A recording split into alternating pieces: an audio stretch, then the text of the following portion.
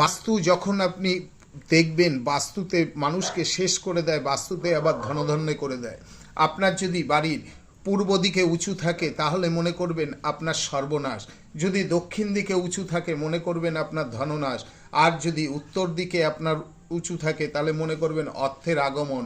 এই রকম যদি আপনার বাস্তু হয়ে থাকে, আপনি কি করবেন, একটি আমের পল্লব আনবেন, সেই আমের পল্লবে যেন 7টি পাতা থাকে, একটি ঘটিতে রাখুন, রেখে ওর মধ্যে গঙ্গা জল দিন, একটু সিঁদুর দিন, দিয়ে আপনি একটি লাল সুতো নিয়ে আপনি কি করবেন, লাল সুতোটাকে ওর মধ্যে পেঁচিয়ে আপনার প্রধান দরজার উপরে ঝুলিয়ে দিন। দিয়ে আপনি আবার পরের শুক্রবারে আবার ওটাকে ফেলে আপনার বাড়ির যে কোনো জায়গায় আপনি পুঁতে দিন, বিশেষ করে পূর্ব দিকে পুঁতে দিন। এইভাবে করতে থাকুন, দেখুন আপনার বাস্তুর সমস্যা থেকে আপনি খুব সহজে মুক্তি পাবেন।